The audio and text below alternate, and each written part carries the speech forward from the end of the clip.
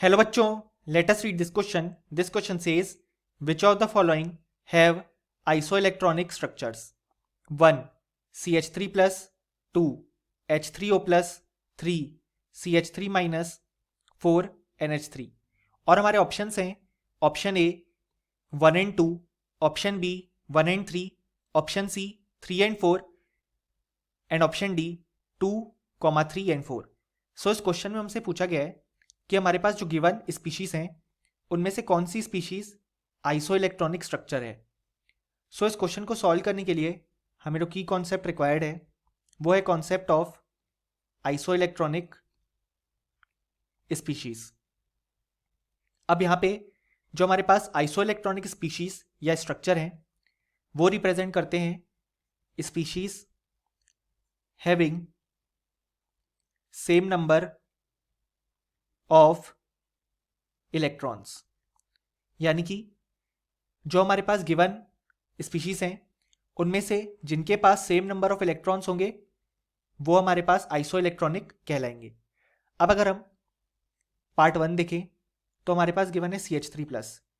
अगर हम इसके नंबर ऑफ इलेक्ट्रॉन्स काउंट करें तो कार्बन के लिए हम जानते हैं नंबर ऑफ इलेक्ट्रॉन्स आ जाएंगे 6 और 3 हाइड्रोजन है तो 1 इंटू 3 और प्लस चार्ज है यानी कि एक इलेक्ट्रॉन माइनस कर देंगे. सो टोटल हो जाएगा 6 प्लस 3 माइनस 1 यानी कि 8.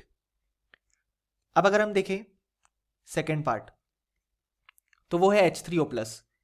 अब अगर हम H3O प्लस के लिए नंबर ऑफ इलेक्ट्रॉन्स काउंट करें तो वो हो जाएंगे 1 into 3 four hydrogen, 8 for oxygen और -1 क्योंकि प्लस चार्ज है.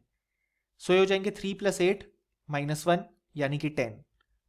अब अगर हम पार्ट 3 देखें तो हमारे पास गिवन है CH3 माइनस.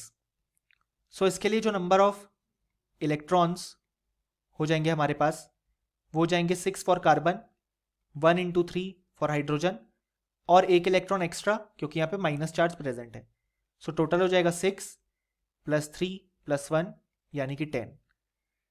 पार्ट 4 में हमारे पास गिवन है NH3. सो यहाँ पे NH3 के पास जो नंबर ऑफ इलेक्ट्रॉन्स हैं वो हो जाएंगे 7 four nitrogen plus 1 into 3 four hydrogen. So जो टोटल हो जाएगा वो हो जाएगा यहाँ पे 10.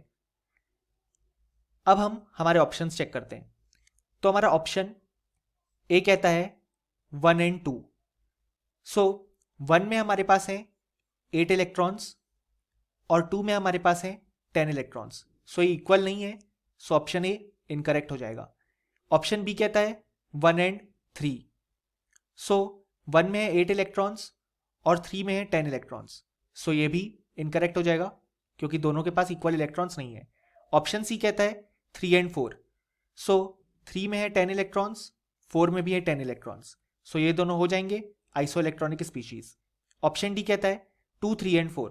सो 2 में है 10 इलेक्ट्रॉन्स, 3 में भी 10 इलेक्ट्रॉन्स और 4 में भी 10 इलेक्ट्रॉन्स. सो ये तीनों भी आइसोइलेक्ट्रॉनिक स्पीशीज हो जाएंगी.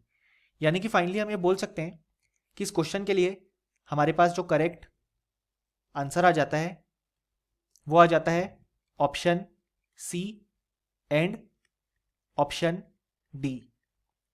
Hope you understood well. Best of luck.